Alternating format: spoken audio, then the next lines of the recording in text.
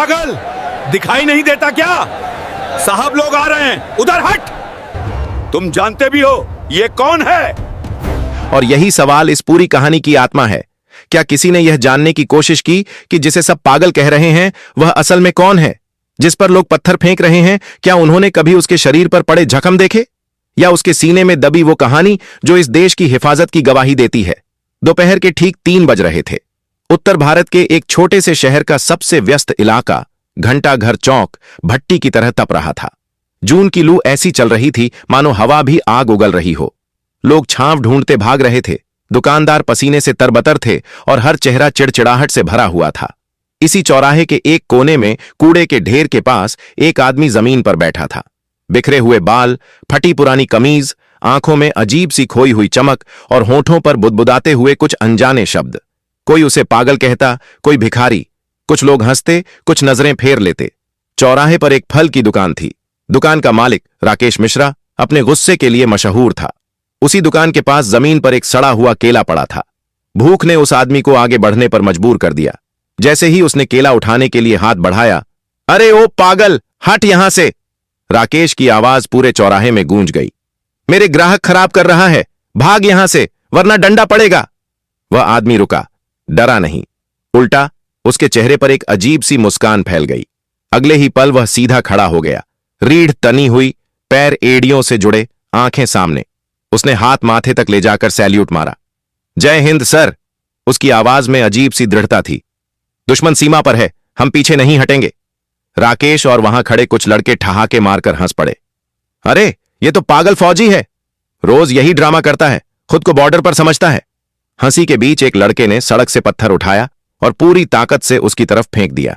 पत्थर सीधा उसके माथे पर लगा और खून बह निकली। लेकिन हैरानी की बात यह थी कि उस आदमी ने न कराह की न सैल्यूट तोड़ा। वह वैसे ही खड़ा रहा जैसे कोई सिपाही अपने अफसर के सामने खड़ा रहता है। उसकी आंखों में अब भी वही चमक थी, पागलपन की या फिर जुनून की, कोई तय नहीं कर पा रहा था। कुछ देर बाद वह चुपचाप वहां से हट गया, चौराहे के बीचों बीच लगे एक खंभे के पास चला गया। उसी खंभे पर 26 जनवरी के दिन किसी ने एक छोटा सा प्लास्टिक का तिरंगा बांध दिया था। अब वह फट चुका था और हवा में लटकते हुए गिरने ही वाला था। अचानक वह आदमी दौड़ा। गिरते हुए तिरंगे को उसने दोनों हाथों से ऐसे थाम लिया जैसे कोई मां अपने गिरते हुए बच्चे को थाम लेती है। उसके हाथ कांप रहे थे, आंखें भीग चुकी थीं। उसने अपनी फटी कमीज से झंडे को बड़े प्यार से साफ किया, मानो वह कोई मामूली झंडा नहीं बल्कि उसकी पूरी जिंदगी हो। उस पल चौराहे पर खड़े कुछ लोग चुप हो गए। शायद पहली बार किसी ने सोचा, क्या वाकई ये आदमी पागल है? उसने झंडे को होठों से लगाया जैसे कोई पवित्र चीज हो, फिर बड़ी सावधानी से अपनी जेब में रख लिया। आसपास खड़ी भीड़ फुसफुसाने लगी। देखो देखो नौटंकी, अब यह पागल झंडा लेकर नाचेगा। लोग हंस रहे थे, लेकिन अगले ही पल माहौल बदल गया। दूर कहीं से भारी गूंजती हुई सायरनों की आवाज सुनाई देने लगी। यह न पुलिस की जीप थी न एम्बुलेंस की, यह आवाज थी सेना के काफिले की। ऐसी आवाज जो अपने साथ रौब, अनुशासन और डर तीनों लेकर आती है। शहर जानता था आज कोई खास दिन है। आर्मी कैंप में नए जनरल साहब का दौरा था। देखते ही देखते ट्रैफिक रोक दिया गया। हवलदार सीटी बजाते हुए चिल्लाने लगे, सब पीछे हटो, रोड खाली करो, आर्मी का काफिला आ रहा है, कोई सामने नहीं आएगा। इंस्पेक्टर राठौड़ अपनी जीप से उतरे, हाथ में डंडा, चेहरे पर झुंझलाहट।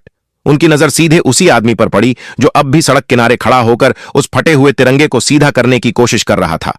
ए पागल! इंस्पेक्टर गरजे, दिखाई नहीं देता? बड़े साहब आ रहे हैं, उधर जा, गटर के पास बैठ, तेरी बदबू से साहबों का मूड खराब हो जाएगा, भाग यहां से। उन्होंने उसे जोर से धक्का दिया। वह आदमी लड़खड़ाया लेकिन गिरा नहीं। उसने फिर से खुद को संभाला, इंस्पेक्टर की तरफ देखा और उन्हें भी सैल्यूट ठोक दिया। सर, मिशन पूरा हुआ। उसकी आवाज सपाट थी लेकिन आत्मविश्वास से भरी। Reporting for sand duty sir. Inspector ने माथा पकड़ लिया। हे भगवान! फिर 2 हवलदारों को इशारा किया, इसे पकड़ो और पीछे खड़ा कर दो। हवलदारों ने उसे पकड़ा और भीड़ के पीछे धकेल दिया। तभी सामने से काफिला दिखाई दिया। सबसे आगे मिलिट्री पुलिस की बुलेट, उसके पीछे जिप्सी और बीच में काली चमचमाती टाटा सफारी जिस पर 3 सितारे दमक रहे थे। वह गाड़ी थी लेफ्टिनेंट जनरल विनोद शर्मा की, भारतीय सेना के उन अफसरों में से एक जिनका नाम ही दुश्मनों की नींद उड़ा देता है। सख्त, अनुशासित और बेहद सम्मानित। उनके पीछे सेना के ट्रकों की लंबी कतार थी। काफिला धीरे धीरे चौराहे से गुजर रहा था। जनरल शर्मा पिछली सीट पर बैठे बाहर का मंजर देख रहे थे। भीड़, चेहरे, शहर, सब कुछ। तभी गाड़ी उस जगह से गुजरी जहां भीड़ के पीछे वह आदमी खड़ा था, हवलदारों की पकड़ में। और तभी जैसे उसके भीतर कुछ जाग गया हो, सेना की गाड़ी, उस पर लहराता तिरंगा, उस आदमी के शरीर में मानो बिजली दौड़ गई। उसने झटके से हवलदारों के हाथ छुड़ा दिए। अटेंशन! उसकी आवाज ऐसी कड़क थी कि आसपास खड़े लोग सिहर उठे। यह किसी पागल की चीख नहीं थी, यह एक कमांड थी। वह भीड़ को चीरता हुआ आगे बढ़ा, सड़क के किनारे एकदम सावधान खड़ा हो गया, ठोड़ी ऊपर, सीना चौड़ा, दाहिनी हथेली माथे पर, एक ऐसा परफेक्ट सैल्यूट कि किसी भी फौजी का दिल थम जाए। कपड़े फटे थे, माथे से खून बह रहा था, लेकिन उसकी मुद्रा, उसका पोस्चर, वह खड़ा होने का ढंग, मानो वह किसी परेड ग्राउंड में खड़ा हो। काफिला आगे निकल चुका था, लेकिन लेफ्टिनेंट जनरल विनोद शर्मा बेचैन हो गए। उन्होंने कुछ देखा था, उस आदमी का खड़ा होना, उसके हाथ पर लगा पुराना घाव, और सबसे ज्यादा उसकी आंखें। उन आंखों में वही आग थी जो उन्होंने 10 साल पहले किसी और सिपाही की आंखों में देखी थी। जनरल विनोद शर्मा ने अचानक ड्राइवर से कहा, गाड़ी रोको। ड्राइवर ने जोर से ब्रेक दबाए। पीछे आ रही जीपें, ट्रक, सब रुक गए। पल भर में अफरा तफरी मच गई। पुलिस वालों का दिल धक धक करने लगा। इंस्पेक्टर राठौड़ दौड़ते हुए आए, कहीं कोई सुरक्षा चूक तो नहीं हो गई। लेकिन जनरल शर्मा पहले ही गाड़ी का दरवाजा खोल चुके थे। वे नीचे उतरे। उनके भारी बूटों की आवाज खाली सड़क पर गूंज उठी। वहीं वह आदमी खड़ा था जिसे सब पागल कह रहे थे। हाथ अब भी सैल्यूट में जमा हुआ, जैसे समय वहीं अटक गया हो। जनरल शर्मा उसकी ओर धीरे धीरे बढ़े। पास खड़े राकेश मिश्रा और पत्थर फेंकने वाले लड़के डर से कांप रहे थे। उन्हें लगा अब तो इसका अंत तय है, रास्ता रोकने की सजा मिलकर रहेगी। इंस्पेक्टर राठौड़ बीच में आ गए। सर, आई एम सॉरी, ये यहां का पागल है, दिमाग से पैदल, मैं अभी हटवा देता हूं। उन्होंने सिपाही को इशारा किया, ले जाओ इसे। लेकिन जनरल शर्मा ने सिर्फ हाथ उठाया, बस एक इशारा, और पूरा सिस्टम चुप। उनकी आंखें सिर्फ उसी आदमी पर टिकी थीं। वे उसके बिल्कुल सामने जाकर खड़े हो गए। वह आदमी अब भी सैल्यूट में था, आंखें सामने गड़ी हुईं, पलक तक नहीं झपकी। कुछ सेकंड बीते, फिर जनरल शर्मा की आवाज कांप गई, मेजर विक्रम। नाम सुनते ही जैसे उस आदमी के शरीर में बिजली दौड़ गई। हाथ धीरे धीरे नीचे आया। धुंधली आंखों ने सामने खड़े अफसर को पहचाना। यादों के जाले टूटने लगे। उसके होंठ हिले। कोड नेम तूहान, मिशन लाहौर। बस इतना सुनना था। देश के आर्मी चीफ जो कभी नहीं रोते, आज सड़क के बीच फूट फूट कर रो पड़े। वे आगे बढ़े और उस आदमी को सीने से लगा लिया, इतनी मजबूती से जैसे बरसों पहले खोई कोई अनमोल चीज अचानक मिल गई हो। जनरल की चमकती वर्दी उस आदमी के खून और गंदगी से सनी जा रही थी, पर उन्हें कोई फर्क नहीं पड़ा। विक्रम, तुम जिंदा हो। हमने तो तुम्हें शहीद मान लिया था। 10 साल कहां थे तुम? चारों तरफ सन्नाटा छा गया। पुलिस वाले पत्थर की मूर्तियों की तरह खड़े थे। भीड़ समझ ही नहीं पा रही थी। जिसे वे पागल समझकर धक्का दे रहे थे, उसे जनरल सर क्यों कह रहे हैं? जनरल शर्मा ने उसके चेहरे को दोनों हाथों में थामा। वह आदमी बच्चों की तरह उन्हें देख रहा था।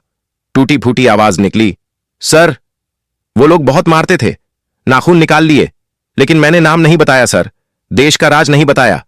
मैं पास हो गया ना सर। ये सुनते ही वहां खड़े हर इंसान का मुंह खुला रह गया। जनरल शर्मा पलटे, भीड़ की तरफ, पुलिस की तरफ। उनका चेहरा गुस्से से तमतमा रहा था। वे दहाड़े, तुम्हें पता है ये कौन है जिसे तुम पागल कह रहे हो, पत्थर मार रहे हो? जानते हो ये कौन है? पूरी भीड़ खामोश थी। फिर उन्होंने चिल्लाकर कहा, यह भारतीय सेना की पैरा स्पेशल फोर्सेस के मेजर विक्रम सिंह राठौर हैं, कारगिल युद्ध के सबसे बड़े हीरो, जिसने अकेले दुश्मन के बंकर में घुसकर 10 सैनिकों को मार गिराया और उसके बाद एक गुप्त मिशन पर पाकिस्तान गया। हवा जैसे थम गई और लोगों की आंखों के सामने पागल नहीं, एक जिंदा शहीद खड़ा था। हमें खबर मिली थी कि वे पकड़े गए और मार दिए गए। जनरल विनोद शर्मा की आवाज लड़खड़ा गई, शब्द जैसे गले में अटक रहे हों। लेकिन सच यह है कि वे दुश्मन की जेलों में सड़ते रहे पूरे 10 साल। सोच सकते हो 10 साल तक उनके साथ क्या क्या हुआ होगा? जनरल ने गहरी सांस ली और बोले, उन्हें तोड़ दिया गया। दिमाग, यादें, पहचान सब छीन ली गई। और जब किसी तरह वे वतन लौटे तो क्या मिला? मेरे ही देश के लोगों ने मेरे ही हीरो को भिखारी बना दिया। उनकी आंखों में आंसू चमकने लगे। शर्म आती है मुझे। जिस आजादी की हवा में तुम सब सांस ले रहे हो, वो इसी आदमी की कुर्बानी से बह रही है। इसने अपनी जवानी दे दी, अपना परिवार खो दिया, अपना मानसिक संतुलन गंवा दिया, सिर्फ इसलिए कि तुम सुरक्षित रहो। और बदले में तुमने क्या दिया? राकेश मिश्रा, दुकानदार, सिर झुकाए खड़ा था। पत्थर फेंकने वाले लड़के भीड़ में दुबक गए। इंस्पेक्टर राठौड़ की आंखें भी भर आईं। तभी वह आदमी जिसे अब तक सब पागल कह रहे थे, चुपचाप अपनी जेब में हाथ डालता है। वही मुड़ा तोड़ा प्लास्टिक का तिरंगा निकालता है। कांपते हाथों से वह झंडा जनरल साहब की ओर बढ़ाता है और मासूमियत से कहता है, सर, झंडा गिरना नहीं चाहिए, देश बचा लिया ना हमने। जनरल विनोद शर्मा ने तिरंगा लिया, उसे माथे से लगाया, फिर तुरंत मेडिकल ऑफिसर को आवाज दी, अभी एम्बुलेंस बुलाओ, मेजर को मिलिट्री हॉस्पिटल ले जाया जाएगा, यह वीआईपी ट्रीटमेंट है, एक भी कमी बर्दाश्त नहीं होगी। इसके बाद जो हुआ उसने सबको अंदर तक हिला दिया। जनरल साहब ने खुद मेजर विक्रम के फटे कपड़े ठीक किए, अपनी जेब से कंघा निकाला, उनके बिखरे बाल संवारे और फिर सबके सामने उन्हें सैल्यूट किया। अगले ही पल हजारों की भीड़ तालियों से गूंज उठी। जय हिंद, जय हिंद। जनरल साहब ने मेजर विक्रम का हाथ थामा और उन्हें अपनी सफारी गाड़ी में बैठाया, उसी सीट पर जहां हमेशा जनरल बैठते थे। जब काफिला आगे बढ़ा तो मेजर खिड़की से बाहर देख रहे थे। उनके चेहरे पर अजीब सा सुकून था, जैसे कोई भटका हुआ इंसान आखिरकार अपना घर पा गया हो। बाद में सच सामने आया, पाकिस्तान ने उन्हें पागलों की तरह बॉर्डर पर छोड़ दिया था, क्योंकि उनकी याददाश्त जा चुकी थी। भटकते भटकते वे इस शहर तक आ पहुंचे थे। इलाज के बाद मिलिट्री हॉस्पिटल में उन्हें याद आया, वे कोई पागल नहीं थे, वे एक फौजी थे। आज वे अपने घर में हैं।